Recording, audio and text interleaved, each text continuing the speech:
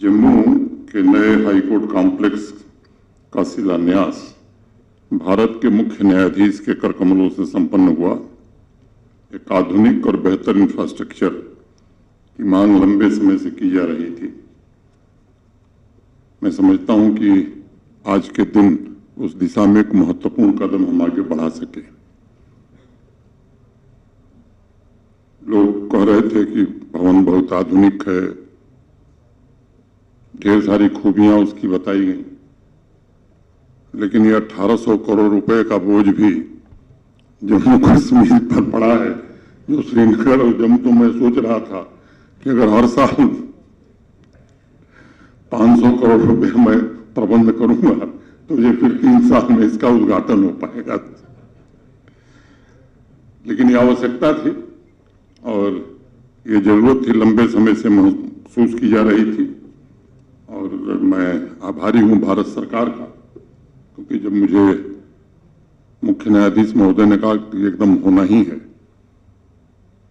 तो हमारी सीमा आप जानते हैं, जम्मू कश्मीर बहुत छोटी सी यूटी है, संघराज्य क्षेत्र है, और इतना बड़ा प्रोजेक्ट पूरा करना स्वाभाविक रूप से मैं समझता हूं कि हमारे लिए मुश्किल काम था।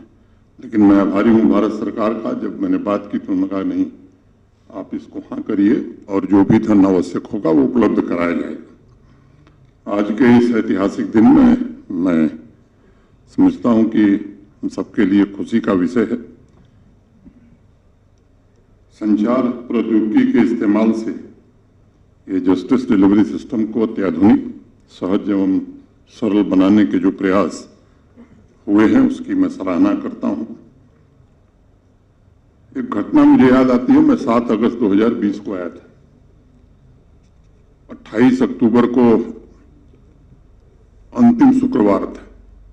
उस समय जो हमारे चीफ सेक्रेटरी थे उन्होंने कहा, साहब आज दरबार मूव हो रहा है, श्रीनगर से जम्मू जा रहा है, आपको वहां मौजूद रहना पड़ेगा। तो मैं गया, वहां देखा तो मेरी आंखों के सामने 217 ट्रकों में फाइल रख करके श्रीनगर से जम्मू आ रही थी। मैंने पूछा क्या है? कहा दरबार मूव हो रहा है। हमने कहा एक ऐसा दरबार है जो ट्रक में मूव होता है। फिर हम लोगों ने तय किया कि अगली बार जब जम्मू से श्रीनगर जाएंगे तो कोई ट्रक वापस नहीं जाएगी। और मुझे खुशी है कि आज जम्मू कश्मीर प्रशासन का हर कार्यालय पूरी तरह से प्रौद्योगिकी पर आधारित है और देश में सबसे ज्यादा ई सर्विसेज आज जम्मू कश्मीर प्रशासन ने ही जनता के लिए उपलब्ध कराई।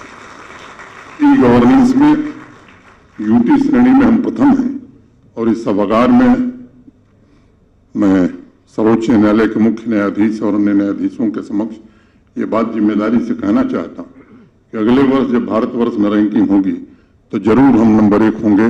ऐसी कोशिश हम सब कर रहे हैं। न्यायतंत्र में भी टेक्नोलॉजी की सहूलियत से मैं समझता हूं कि जनता को ढेर सारी सुविधाएं मिलेंगी। और भारत के मुख्य न्यायाधीश महोदय ने जो इसके लिए प्रयत्न किया है, मैं समझता हूं कि ये देश उनका कृतज्ञ रहेगा। ई कोर्ट सर्विसेज को प्रतिदिन मिल रहे लाखों हिट्स, नागरिक केंद्रित प्रयास और ईज ऑफ जस्टिस एवं डिजिटल सशक्तिकरण, यह स्वाभाविक रूप से बस दिखाई पड़ रहा है। यह प्रयास इस बात का भी उदाहरण है कि टेक्नोलॉजी अपनी क्षमता, संसाधन और ऊर्जा का उपयोग करके एक कल्याणकारी राज्य की परिकल्पना को साकार कर सकती है और लोगों के जीवन में सहजता और सुगमता ला सकती है। हमारी नीतियों और उनके कार्यान्वयन का भार देश की संसद, कार्यपालिका, न्यायपालिका के मिले जुले संतुलन से जुड़ा हुआ है। देश के नीति निर्माताओं ने संविधान के द्वारा समाज के सभी वर्गों को न्याय, समानता और स्वतंत्रता की गारंटी प्रदान की और यह सुनिश्चित किया कि सभी संस्थाएं आम नागरिकों के लिए हितकारी हों तथा विविधता में एकता को हम सब कायम रख सकें। इन 75 सालों की यात्रा में देश ने सकारात्मक उन्नति की है। सभी लोकतांत्रिक संस्थाओं ने मूल्यों को अक्षुण्ण बना रखते हुए आम नागरिकों की आशाओं और आकांक्षाओं की पूर्ति के लिए अपनी क्षमता भर प्रयास किया है। ये कहना मुनासिब होगा कि संविधान की छत्रछाया में, संविधान के निर्देशन में जन जन की सामूहिक ताकत ने विकास का एक लंबा रास्ता तय किया है तथा हर भारतीय की राष्ट्रीय पुनर्निर्माण की प्रतिबद्धता ने आज भारत को एक बड़ी शक्ति के रूप में पूरी दुनिया में प्रतिष्ठापित किया है। मिश्रा जी ठीक कह रहे थे, अनंत काल से ही हमारे देश ने मानवता का मार्गदर्शन किया है और आज एक बार फिर पूरी दुनिया भारत की ओर आशा भरी निगाहों से देख रही है। अनेक विषयों पर आप देख रहे हैं, मैं उस विषय में नहीं आना चाहता हूं। लोग आज उम्मीद कर रहे हैं कि भारत अपनी भूमिका निभाएगा। मैं मानता हूं हमारे संविधान में निहित मानवीय गरिमा, सर्वधर्म समभाव एवं सामाजिक न्याय के मानवतावादी मूल्यों द्वारा ही शांतिपूर्ण वैश्विक समाज की प्रगति संभव है। हमारी संस्कृति सामाजिक समता पर बल देते हुए कहा गया हमारे यहाँ, आत्मोपम्येन सर्वत्र समम पश्यति यो अर्जुन, समस्त प्राणियों को समान भाव से देखने के जीवन मूल्य एवं आदर्श अनेक वर्षों की सामाजिक आर्थिक स्वावलंबन की यात्रा के आधार रहे हैं और उन्हीं की प्रेरणा से देश की जनशक्ति ने तीव्र गति से देश को आगे बढ़ाया है, हमारी देश को मजबूती प्रदान किया। सर्वोच्च न्यायालय के प्रतीक चिन्ह पर भी यही लिखा है, यथो धर्म तस्थो जय। जहां धर्म है, जहां सही व्यवस्था है, वहीं विजय है, वहीं जय है। देश के नीति निर्माताओं में श्री हरि विष्णु कामत का नाम बहुत सम्मान से लिया जाता है। 24 मई 1949 को संविधान सभा में न्यायपालिका पर हो रही बहस में उन्होंने कहा था कि आज जिन अधिकारों को नागरिकों को दिया जा रहा है, उनका रक्षण तथा संरक्षण करके न्यायपालिका संविधान की पवित्रता को सुनिश्चित करेगी। हमारे पूर्वजों की जागृति एवं सामाजिक चेतना की चरम अवस्था का इसे जीवंत उदाहरण ही माना जा सकता है। इसी आदर्श के आधार पर देश की विकास यात्रा में न्यायपालिका ने संवैधानिक व्यवस्था को संरक्षित रखा है और जनतांत्रिक आदर्शों को सर्वोपरि मानते हुए अपने दायित्वों का भी निर्वहन किया है।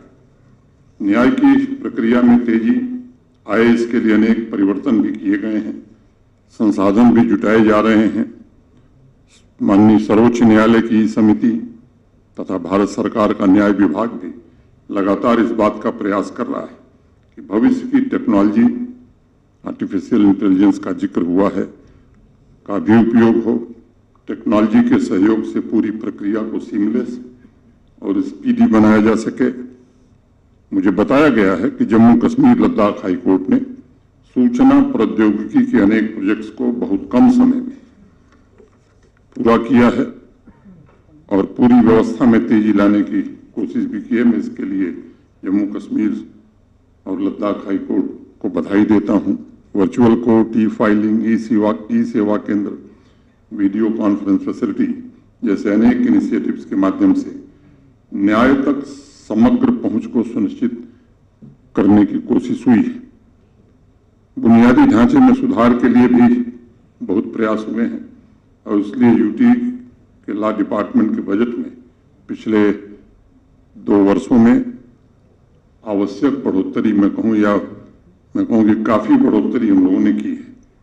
आज जम्मू कश्मीर में court complex, residential building, lawyer chamber की ज़रूरतों को समयबद्ध तरीके से पूरा करने की कोशिश हो रही है। मोमिनाबाद डिस्ट्रिक्ट कोर्ट कॉम्प्लेक्स को state of the art judicial complex में परिवर्तित किया गया है।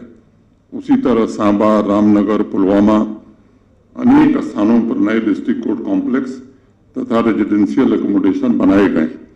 दूर दराज के इलाकों में भी विवादों को सुलझाने के लिए गुरेज जैसे दूरस्थ एरिया में भी पिछले वर्ष नए कोर्ट कॉम्प्लेक्स का निर्माण किया गया। गत वर्ष सेंट्रली स्पॉन्सर्ड स्कीम के तहत 9 कोर्ट कॉम्प्लेक्स तथा यूटी कैपेक्स के तहत 7 नए कोर्ट कॉम्प्लेक्स का निर्माण पूरा किया गया है।